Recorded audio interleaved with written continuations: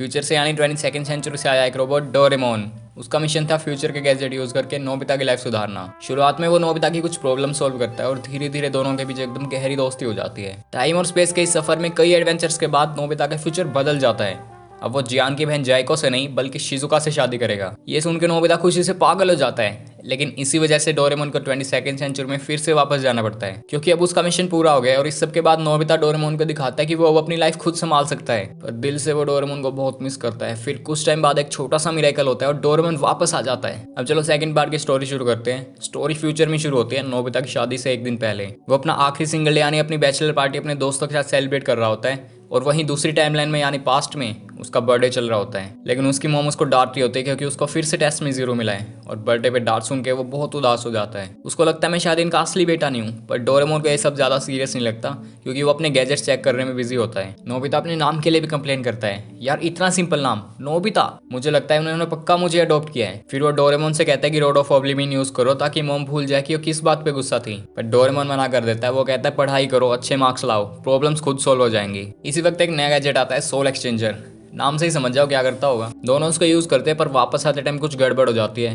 Nobita थोड़ा अजीब behave करने लगता है, बिना रीजन के टाइम मशीन में चला जाता है और जब वो वापस आता है तो उसे कुछ भी याद नहीं होता कि क्या हुआ था। और एक इनविजिबल डोरेमोन भी दिखाई देता है। थोड़ा कंफ्यूजिंग है पर आगे जाके सब समझ आ जाएगा। नोबिता को अपने बचपन का टेडी बियर मिलता है जो उसकी ग्रैंडमा ने उसे दिया था। उसे याद आता है उनका प्यार और केयर। वो उन्हें बहुत मिस करता है, इसलिए वो डिसाइड करता है कि वो पास्ट में ट्रैवल करके अपनी ग्रैंडमा से मिलेगा। डोरेमोन मना करता है और बोलता है टाइम के साथ मत खेलो नोबिता, पर नोबिता जिद करके चला जाता है और डोरेमोन को मजबूरन उसके पीछे जाना पड़ता है। वो अपने 7 साल पुराने घर पहुंचता है जहां नोबिता अपने छोटे वर्जन से मिलता है। उस टाइम जियान और सुनियो उसे तंग कर रहे होते हैं तो फ्यूचर नोबिता खुद बदला लेने आता है। फिर वो अपनी ग्रैंडमा से मिलता है जो पहले की तरह एकदम प्यार से उसका ख्याल रखती है। वो कहती है उसका सपना था कि वो अपने ग्रैंडसन को स्कूल जाते हुए देखे। नोबिता उन्हें बताता है कि वो फ्यूचर से आया और अब स्कूल जाता है। सरप्राइजिंगली ग्रैंडमा उसकी बात पे यकीन कर लेती है। फिर वो कहते हैं कि वो उसकी फ्यूचर वाइफ से मिलना चाहती है।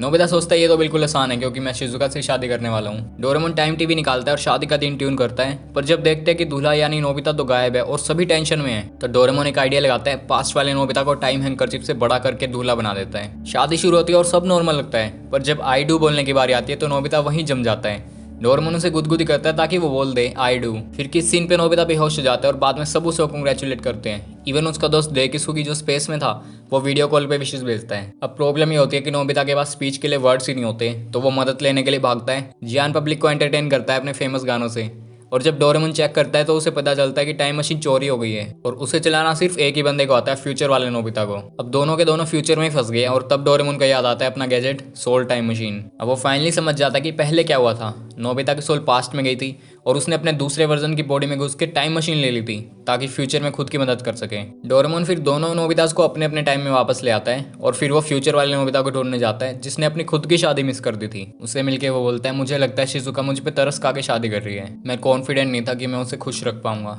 डोरेमोन टाइम टीवी पे फ्यूचर दिखाता है। 1 साल बाद भी शिजुका उसका इंतजार कर रही होती है। उसका पूरा यकीन है कि नोबिता वापस आएगा। ये देख के फ्यूचर वाला नोबिता रिग्रेट करता है कि काश वो बचपन में थोड़ा सा सीरियस होता। डोरेमोन फिर से उसे एक मौका देता है सोल एक्सचेंजर की मदद से। वो बचपन में जाके अपनी गलतियां सुधार सकता है, लेकिन प्रॉब्लम यह है कि सोल एक्सचेंजर गैजेट का एक रूल है, अगर टाइम पे वापस नहीं आए तो याददाश्त हमेशा के लिए चली जाएगी। फ्यूचर वाला नोबिता छोटे नोबिता की बॉडी में कुछ गुंडों से टकरा जाता है जो उससे पैसे मांगते हैं। उसके पास फ्यूचर के पैसे होते हैं पर वो बदमाश फ्यूचर के पैसे नहीं लेते और उसे मारने लगते हैं। नोबिता उनसे बच के भागता है। तब शिजुका बीच में आ जाती है और नोबिता उसे बचाने की कोशिश करता है और तभी फाइट के बीच में जियान और सुनियो एंट्री मारते हैं और सब मिलके जीत जाते हैं, पर नोबिता बेहोश हो जाता है। सब घबरा जाते हैं। डोरेमोन फ्यूचर वाले नोबिता की बॉडी लेकर आता है, पर टाइम बहुत ज्यादा हो गया था तो सोल स्वैप की लिमिट खत्म हो जाती है। डोरेमोन फिर भी होप नहीं छोड़ता। वो बोलता है तुम स्ट्रॉन्ग बनो नोबिता, वापस आ जाओ।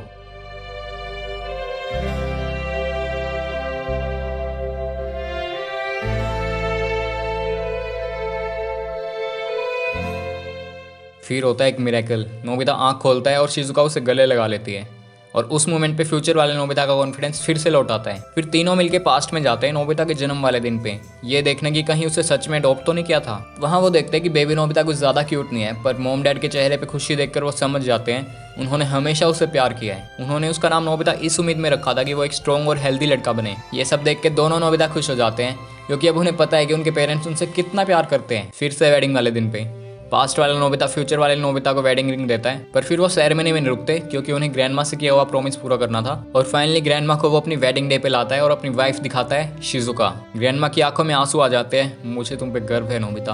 और दोनों एक आखिरी बार गले मिलते हैं और उसके बाद सब अपने अपने टाइम लाइन्स में वापस चले जाते हैं। और एक गैजेट रोड ऑफ ऑब्लिवियन की वजह से नोबिता की सारी मेमोरी रेज हो जाती है। नोबिता पूछता है मैं यहाँ क्या कर रहा हूँ। डोरेमोन कहता है चिंता मत करो, सब ठीक होगा, फ्यूचर में सब कुछ वैसे ही होगा जैसे होना चाहिए। और यहीं पे कहानी खत्म हो जाती है। अगर तुमने इससे पहले का पार्ट नहीं देखा तो उस वीडियो का लिंक तुम्हें डिस्क्रिप्शन बॉक्स और आई बटन में मिल जाएगा। अपना ध्यान रखो, मिलते हैं नेक्स्ट वीडियो में, तब तक के लिए स्टे ट्यून्ड, स्टे डिकोडेड।